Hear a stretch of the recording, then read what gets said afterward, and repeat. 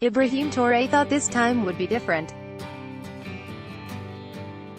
After 5.5 years in immigration detention, the 47-year-old failed refugee claimant believed he and his lawyers had convinced the Immigration and Refugee Board to finally release him. Ibrahim Touré, pictured here behind glass at the visiting area of the Immigration Holding Center, has been held in immigration detention since February 2013 because Canada has been unable to deport him.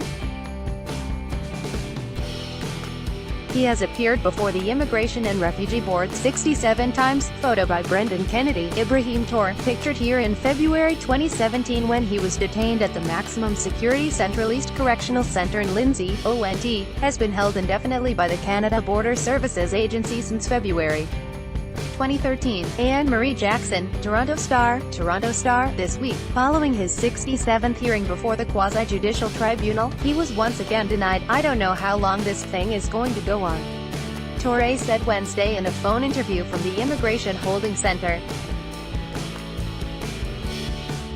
"Almost 6 years they've taken my freedom out of my hands. Enough is enough. I'm not a criminal, read more." Article continued below. Caged by Canada, a Star investigation into Canada's immigration detention system. This is the time for resignations. Group of 50 lawyers calls for overhaul of Immigration Detention Board opinion. Vicky Mokama. Indefinite immigration detention is inhuman. Touré, who is believed to be from the Gambia, has been detained by Canada Border Services Agency since February 2013 because the government has been unable to deport him, and immigration authorities believe he will not show up for his deportation if they can ever arrange it. They have not been able to arrange it because Touré does not have any identity documents. He says he's never had any, and the Gambia has thus far refused to issue him any. The Canadian government accuses Touré, who is not charged or convicted of a crime and not considered a danger to the public, of not cooperating with its efforts to remove him, but he says he has given them all the information he has and is willing to be deported.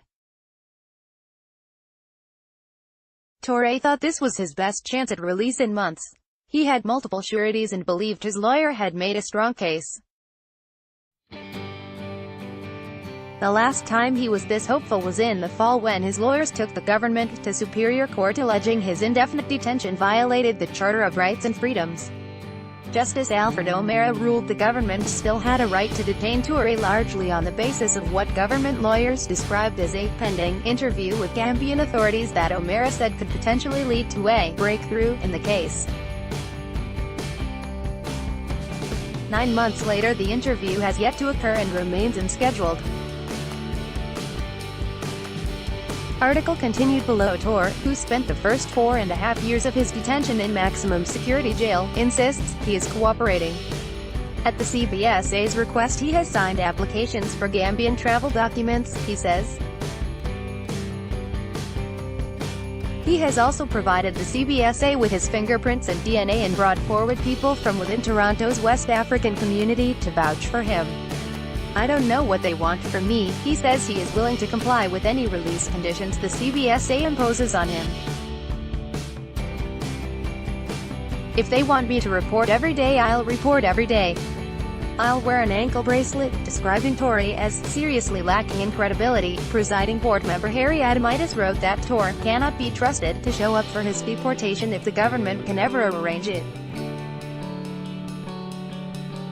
Adamitis agreed with the CBSA's allegation that Touré is thwarting their efforts, saying the agency has done everything which can reasonably be expected of them. The board and the CBSA point to the fact that Touré once insisted he was from Guinea, not the Gambia.